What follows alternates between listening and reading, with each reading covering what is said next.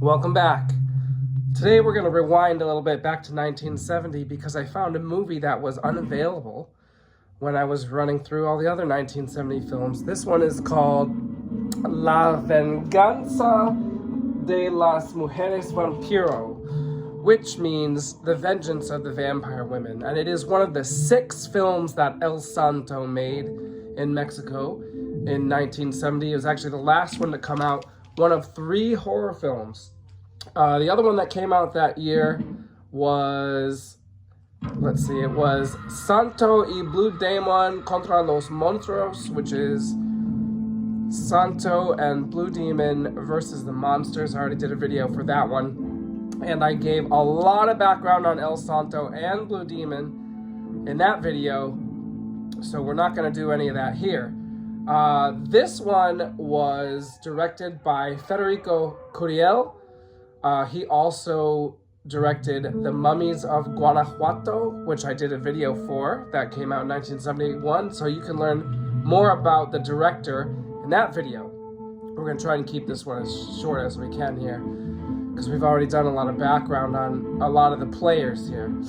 Besides El Santo, this one features Norma Lorenzo, which was a Mexican actress. She was in a number of horror films in the late 60s, including Hasta el viento tiene miedo, which means even the wind is afraid. She was in Vagabundo en la lluvia, which is Vagabond in the Rain. That's more of a mystery thriller. She was in La Horribilante Bestia Humana, which is the horrible human beast, which is kind of like a Frankenstein type movie. And she was in El Libro de Piedra, which it means the Book of Stone. That was like a supernatural black magic type movie. All those were from the those are from 68 and 69, actually, all 4 of those. This also features, I don't know how to pronounce it, but she's a Cuban actress named Gina Romand. She was in a few horror films, including Profundores de Tumbas, which actually featured El Santo. That translates to Grave Robbers. She was in a movie called Dr. Satan. And she was also in Santo contra la hija de Frankenstein, which is Santo versus Frankenstein's daughter. And I did a video for that one too. So these are all connected. This also features Victor Junco, which is probably the most seasoned Mexican actor in the whole film. He had been acting since, I believe, the 40s, maybe the 30s. And his most famous film was La Otra, which translates to The Other. I tried watching that, but found it to be quite boring, so I did not finish it. All right, so The Vengeance of the Vampire Women. First of all, this has been completely unavailable for me to view for years. And actually, right now, I only found it on YouTube in Spanish and in very poor quality. But I watched it anyway because now I can get AI subtitles translated into English. Plus, I can sort of understand the Spanish. Plus, it's a Santo film. So what do you have here? Monsters and wrestling. And how much of the dialogue do you really need to understand to figure out what's going on? Not that much. So I watched it. The video quality was quite poor, unfortunately.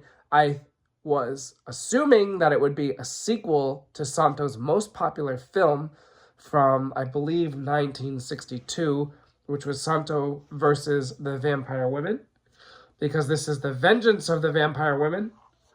But unfortunately, they don't really connect. Instead, we have Victor Junco playing a mad scientist, a Frankenstein-like scientist, and he finds a mummified vampire woman that he explains to his assistants is from Transylvania, but she was a Mayan countess. Now, that doesn't make sense at all. Also, I'm not sure why there would be a Mayan countess in Mexico City. I don't know why that happened. Anyway, he decides that he's going to revive her by giving her human blood, fresh human blood.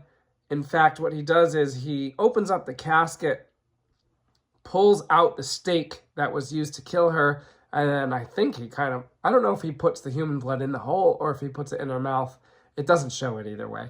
But anyway, it revives her, and unfortunately at the beginning she looks like a crazy mummified monster, and then after she gets the blood she just looks like a woman with fangs, and she wakes up, and then she decides she wants to turn the whole world into vampires, and so Santo has to save her. So, I'm not really rating this one because I didn't get the dialogue, all of it. I probably got the majority of it, but it was such poor quality that I you know, if I was really gonna just rate it, I'd probably give it like a 5 out of 10 at best.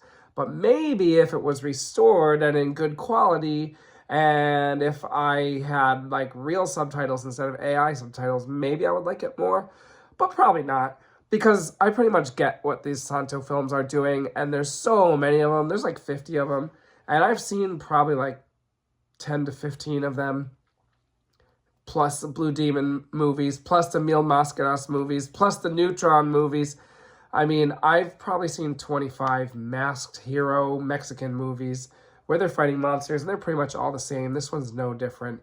I will say that the first 15 minutes were cool, because it was like a real horror movie. Santo's not even in the first 15 minutes, which I liked.